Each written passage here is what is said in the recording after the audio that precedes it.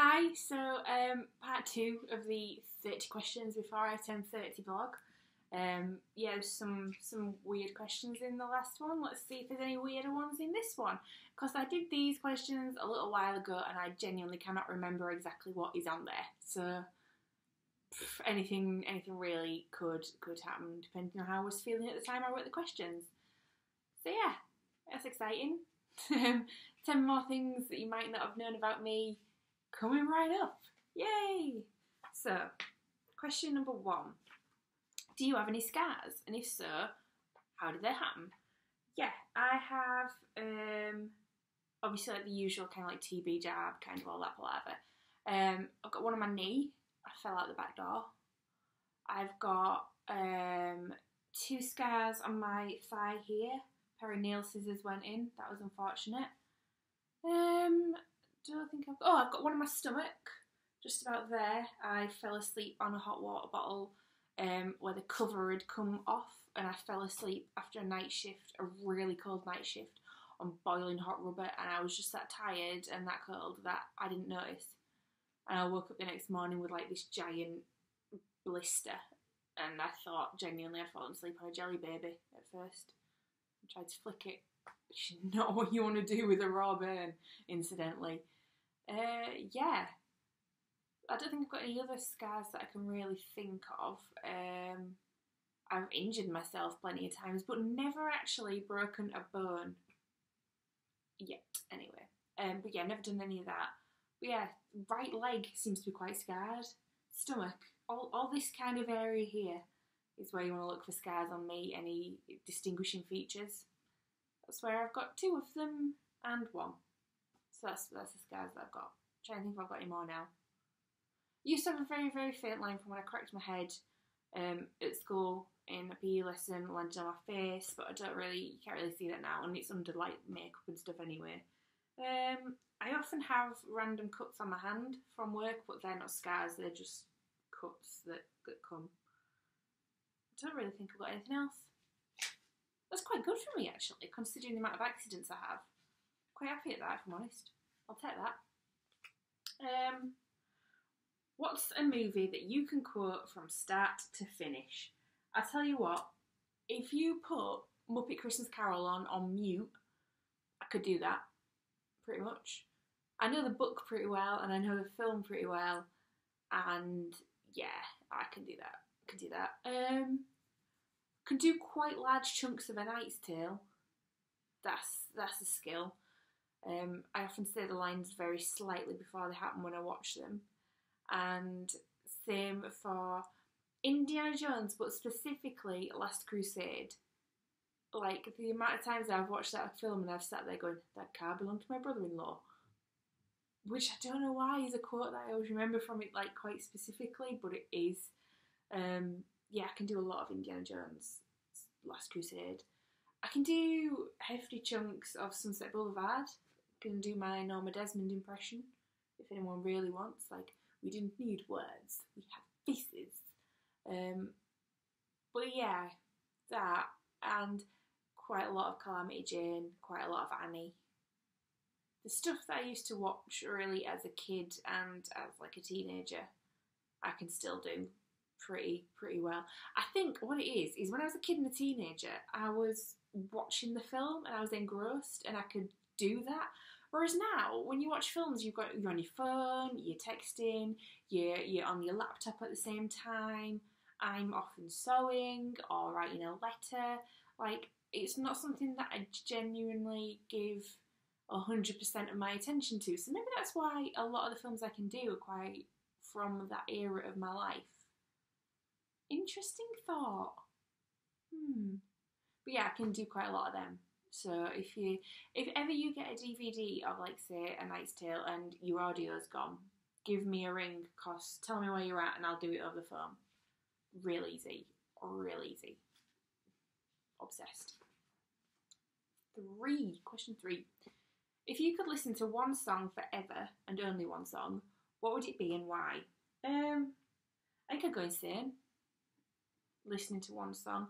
I mean, as much as you might love one song now, after you've heard it repeatedly day in, day out for the rest of your life, like Groundhog Day and I Got You, Babe, he really hits Sonny and Cher by the end of that film, right? If I had to pick one song that I would quite happily listen to on shuffle a lot and I'm excited every time it comes on, probably Fight the Fight from Here to Eternity. I absolutely love it. I'm obsessed with it. I just feel really powerful after I've listened to it. When you listen to a song like that, you're like, yeah, come on, I can take on the world. So maybe something like that, but then I know I'd get fed up with it after a bit. It's really hard. I'd say that, but I know I'd regret it. But I'd regret whatever song I picked, because you would, wouldn't you? You'd want a bit of variety. What game show would you be awesome at? I am really, really good at the missing vowels round of Only Connect. Really good. I can just see the consonants and just shout out what everything is. And I don't know why. I'm just really good at it. I would be amazing on Only Connect. You'd have to carry me through the wall. That I'm not very good at that. But yeah, everything else I can sort of have a stab at the connections, and then the missing vowels. By God, do I come into my own. I'm also pretty good at Pointless. When we went to the recording of Pointless, after a round and they were jigging about the set to take away the podiums and get the right number on and all that, the warm-up guy went, has anyone got any answers for this question? The question that they had asked was solo females who'd had a number one hit between 2000 and 2010. And I was like, I've got one, can I try my answer please? And he went, yeah. And I said Charlotte Church, and he went, Richard, got a Charlotte Church over here? And Richard just went, that's the Pointless answer. Yes, I got a Pointless answer and I hadn't even been on Pointless. It's genuinely one of the proudest moments of my life. Very big on that moment. I'm really good at weird trivia, so anything with weird trivia would be good. Don't put me on whatever that hell of thing is where they used to have to jump on the balls, or gladiators. I would be dire at that. You'd have to put me on life support after that. Don't do that. Something where I can just have useless information. I watched an episode of Tenable once where the end question, where they had to get all 10 answers or whatever it is to get the big jackpot, was the first 10 colours in Joseph's Amazing Technical Dreamcoat. I was like, God, if I had been on that show, quids in. It was red and yellow and pink and brown and scarlet and black and ochre and peach and ruby and olive and lilac and mauve. I could do twice that. So, yeah, anything with weird trivia, I am well up for. What am I up to? Number 4. Name your favourite children's story. Oh my God. My favourite children's book is Grandma Bar, which it was written by the same man that wrote The Mister Men. I got muddled up with Man and Men then. And yeah, he wrote a book of, it was preschool age kind of kids that are just starting to learn to read kind of thing. And it was the Easy Peasy books. And they lived on Easy Peasy Island, which was in the middle of the terrific ocean. And Grandma Bar was my favourite book out of all of them. I would howl laughing. And genuinely, it makes me laugh now. That's how funny it is. I'm nearly 30 years of age, and Grandma Bar, as far as I'm concerned, is just comedy gold. It's about a sheep. So each of the islanders is a different animal, and they have different characteristics. Grandma Bar is deaf. She's really old. She decides to go into Little Town to buy some slippers, and it's called Little Town because it's not very big. Otherwise, it'd be called Big Town now, wouldn't it? That's an actual quote, and the sarkiness in it I love. So she goes to Little Town to buy some slippers. She goes in different shops, and in every different shop she mishears what the assistants are saying to her. So she goes into the butcher's, and the butcher's going, "We do meat!" And she's there going, "Cost they're for me feet!" And then she goes to the actual shoe shop after going to about 4 different ones and having this misunderstanding. And she gets to the shoe shop, and the woman says, "But," and she goes, "Oh, can't believe you're shut," and walks away and goes home. And it's just I mean, it's really exasperating, but it's really funny. I absolutely loved Grandma Bar. Like, absolutely loved it. So yeah, probably that. Definitely that. I was always really into like Roald Dahl as a kid. Matilda, Charlie and the Chocolate Factory. I used to like the Twits. George's Marvelous Medicine. All of those, like the big Roald Dahls. I used to love Revolting Rhymes. Roald Dahl's Revolting Rhymes. I loved how Red Riding Hood, and this is honestly the most me thing in the world, like my little tiny childhood feminism start. I loved Red Riding Hood in the Revolting Rhymes. She licks her lip, one eyelid flickers, she whips a pistol from her knickers, and then she shoots the wolf. And then the pig can't like pay up, so she has a pigskin travelling case next time that she's seen. It's brilliant. Like gangster Red Riding Hood. Love it. Yeah, I loved anything like that. Anything that, like slightly gruesome, I was okay with. Goosebumps books, Are You Afraid of the Dark books. But yeah, Grandma Bat was the absolute pinnacle of comedy as far as I was concerned as a child. Loved it.